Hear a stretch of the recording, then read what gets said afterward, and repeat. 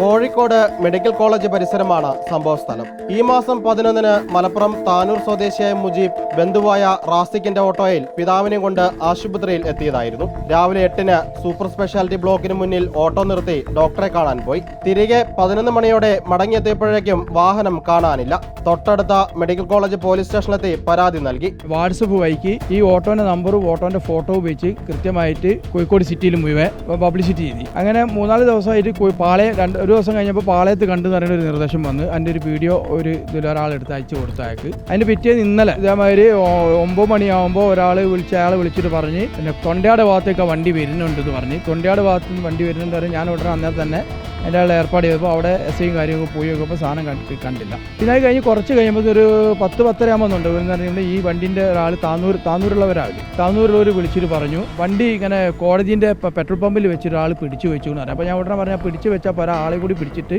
എന്താക്കണം എന്ന് പറഞ്ഞു.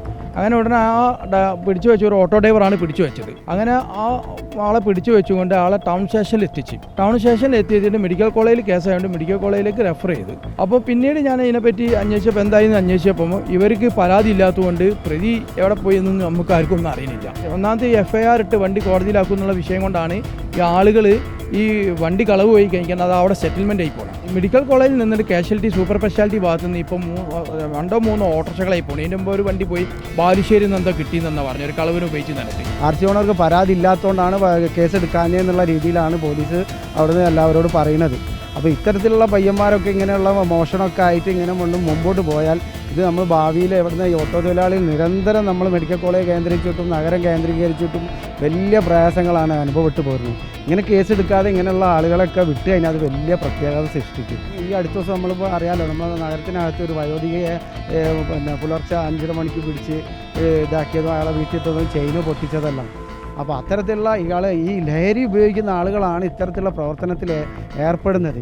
ഈ നമ്മൾ നല്ല രീതിയിൽ കോഴിക്കോട് നഗരത്തിൽ സർവീസ് നടത്തുന്ന മൊത്തം ഓട്ടോക്കാർക്ക് ഒരു ചീത്തപ്പേരുണ്ടാക്കുന്ന രീതിയിലാണ് 1% വരുന്ന ആളുകൾ ഈ മേഖലയിൽ കഞ്ചാവ് ഉപയോഗിക്കുന്നവരും ലഹരി ഉപയോഗിക്കുന്നവർ ബ്രൗൺ ഷുഗറും കഞ്ചാവ് ഉൾപ്പെടെ ലഹരി വസ്തുക്കൾ വിൽപ്പന നടത്തുന്നവരൊക്കെ ഈ മേഖലയിലാണ്.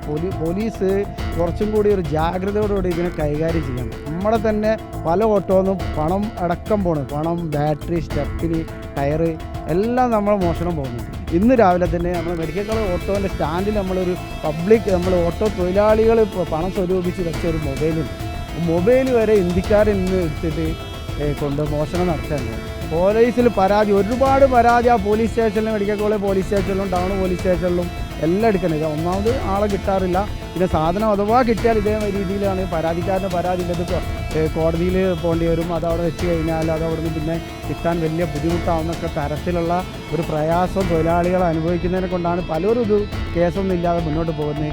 നിയമനൂലാമാലകളും സമയനഷ്ടവും ഭയന്ന് പരാതികളിൽ നിന്ന് ജനം പിന്മാറുന്നത് തടയാൻ പോലീസും തയ്യാറാവുന്നില്ല. മോഷ്ടാക്കൾക്ക് പ്രോത്സാഹനം നൽകുന്ന ഇത്തരം നടപടികൾക്കെതിരെ സർക്കാർ ഇടപെടൽ വേണമെന്നാണ് ഓട്ടോ ഡ്രൈവർമാരുടെ ആവശ്യം. Reporter Sinoj Thomas, in reporter, Kozhikode.